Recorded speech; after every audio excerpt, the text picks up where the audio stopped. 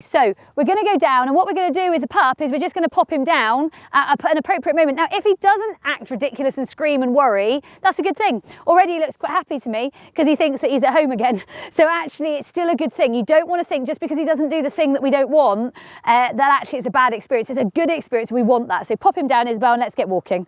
So we're just going to walk around and let's get mooching. Now, the best response that we could see is he does do exactly what he's doing, which is kind of investigating dogs, but they've got no real response to him.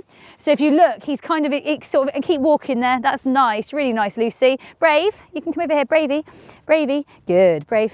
So what we're going to do is try and almost get him to investigate. Brave would be the best dog for him to investigate. So do you see the body language there? He's just not overly sure. So I don't think there's anything particularly bad there. Bravey, Bravey, come, Bravey, good dog, really nice. So we're not necessarily seeing he's not particularly confident about her, but equally Brave, he's inquisitive with it. So I can definitely see some things that we want to build on and grow on here, and probably dog skills for sure. And we'll just keep walking, guys, and then we'll mooch around. So dog skills for sure. It's nice to have these guys around because they're both quite dog savvy. You can let him off now, Melanie. So you just unclip his head collar from the back so he doesn't keep it on. That's nice. And these guys are going to race around like lunatics probably. But actually for me, that's quite nice. And then I think Fly can go off as well, Lucy, so she can go because she's quite nice. Brave, we're not going anywhere. And I know it sounds really odd, but I'm talking to the camera as well as you two because the camera can still hear us. So we're just going to mooch around here. He's looking very inquisitive, very sort of aware of what they're doing and interested, but not sure. So he's in compromised sort of position when he's like this. He doesn't really know what he's doing. So we're going to turn around this way. I don't want them to charge too much past him. So Bravey, Brave. So I'll let her do like a Brave, Bravey, Brave. Come on, Bravey, Brave. Come on. Thank you. I know your brother's behind us. Bravey. Good. Super dog. So that's a much nicer body language. Now he's realised, so as you see, he saw the spaniel and then went, oh, what's that? So I almost think like gentle experiences like these, whilst growing optimism, Fly, you're not finding holes, whilst getting optimism games going, I think is good for him. I absolutely would not risk him. Blitz, come on. I would not risk him at all with anything you think is remotely ropey. Hey, steady, steady, steady.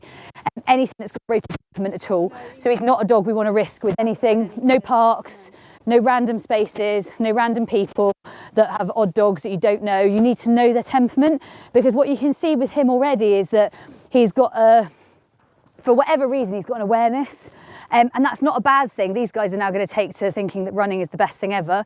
But you can see that he's absolutely quite happy and quietly confident with them being around. Brave, Blitz, come on. Come on, Bravey, Blitzy. Come on.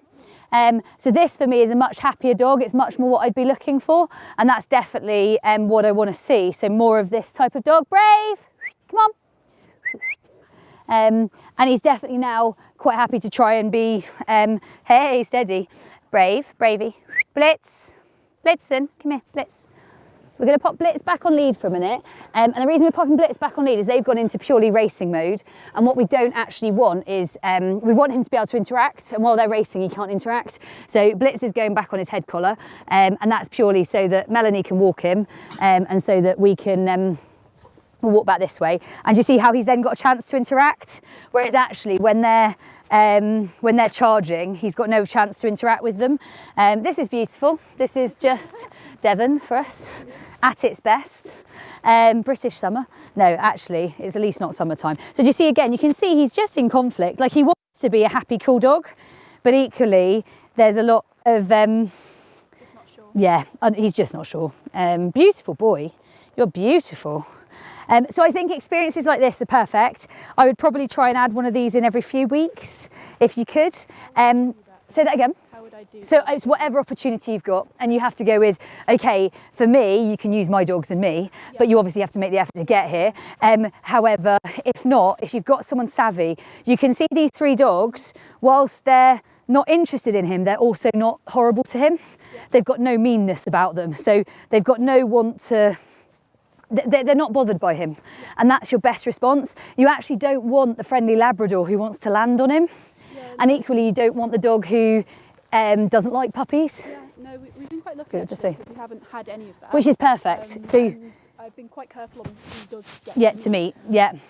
And I think that sometimes they're also going through stages, but this for me is nice now. You can see he's still not 100%, but he wants to greet and he wants to say hi. He just doesn't always know how to do it. And as you can see, like he's saying hi to Uncle Blitz.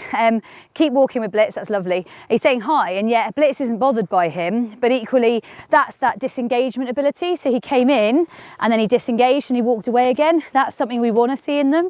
So these sorts of experiences are gold. Like this is almost, you want to bank a few of these, and then alongside banking a few of these, you want to keep growing your optimism and keep growing all your positive stuff without giving him a moment where another dog's going to meet him head on.